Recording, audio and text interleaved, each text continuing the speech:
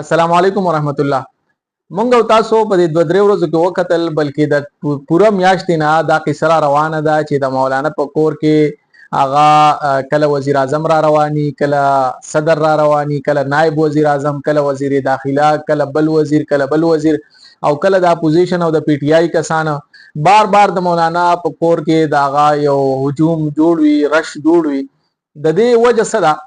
تاسو ته پته را داغي وجه دا ده چې د مولانا فضل الرحمن سے په دې وخت کې ډېر حیثیت اوچت شوی دی.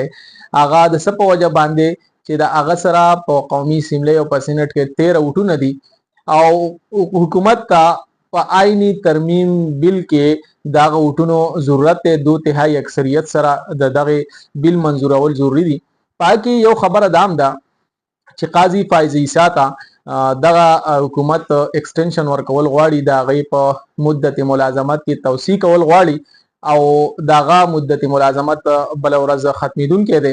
نو چې توسیع نه کړي نو هغه مخې ته ملازمت نشي کولی، د چیف جسټس د عهدې نه به هغه برطرف کیږي.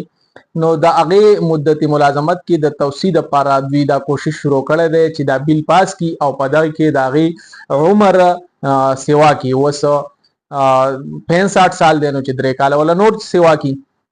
نو دغه لپاره دوی دا زور لګولی چې دا بیل پاس شي او په دې بیل کې مولانا صاحب د هغې سره مرسته وکړي او ووټ ورله ورکړي.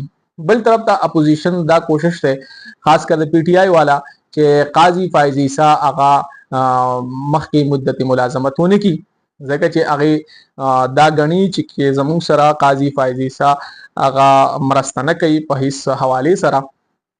نو مولانا صاحب په دې وخت کې د سیاست توجه او مرکز ګرځیدلی دی. دغه کور د سیاست درسګاه ګرځیدلی ده. هغې ته خلک کنګ اف پالیټکس او سیاست کا بادشاه او مختلف سیاست کا سلطان دا نمونه ورکوي. نو دا د څه په وجه، د دې په وجه باندې چې ګوره کله نه مولانا صاحب سیاست ته راغلی نو په هر حکومت کې د هغه ضرورت خامخا یو ځل یې داسې ویلی شي چې یاره مولانا صاحب نه بغیر حکومت جوړېدی خو شي خو چلېدی نشي. نو دا هغه په ډېرو حکومتونو کې ثابت هم کړه.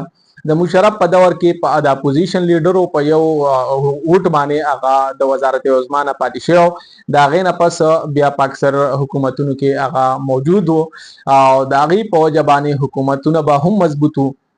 اوس چې مولانا صاحب کم د حکومت نه وتی دی او په اپوزیشن کې ناست دی، نو حکومت ډېر په یاره کې هم دی، ځکه چې مولانا کم طرف ته او کله د حکومت مخالفت شروع کی نو هغه حکومت چلیدل بیا ډېر زیات ګران دي. د هغې وجه هم دا ده چې د پیپل قانون لیگ دي دغه مشرانو سره د دوی ډېر زیات قربت هغه تیر شوی دی او هغې ته پته را چې مولانا صاحب چې کله په یو اصول باندې ودرېږي نو هغه ته بیا په اړمونو باندې نه اخوا کیږي، په هغه اصولو باندې ولاړي. که بیا ورته ډېر زیات څوک مینتۍ وکړي خو هغه نه اخوا کیږي او خپل هغه لاره باندې روان او په خپل کار سره کار ساتي. نو اوس ګورو د مولانا صاحب په وجه باندې خو دا 2-3 ورځې میډیا ډېره زیاته ګرمه وه او د مولانا په وجه باندې هغه بیل هغه مؤخر هم شو، بلکې هغه بغیر څه د تعیین نه پای کې تاخیر وشو او معطل کړل شو چې تر څو پورې به اوس د تعطیل شکاري، ځکه چې مولانا عبدالغفور ادریس صاحب ویلي چې کم د بیل مسوده ده نو په هغې په کتلو کې د هغې په شق د یو شق په جایزې اخیستلو کې پوره میاشت هم لګېدی شي. نو د شیر افضل مروت خبره چې پروګرام وړ ګیا، نو ګورو چې دغه ترمیم کله کیږي، واپس حکومت دغه بیل راوړي نه راوړي که نه. مولانا صاحب ته به انتظار کوي مزید، خو بهرحال تر اوسه پورې مولانا صاحب په خپل سیاسي داو کې چې دغه مکمل کامیاب دی او ځان سره د حکومت هم خوشحاله دی او پی ټی آی هم خوشحاله دي، دواړه خوشحاله دي. اوس ګورو چې کم طرف ته اخري فیصله راځي. شکریہ.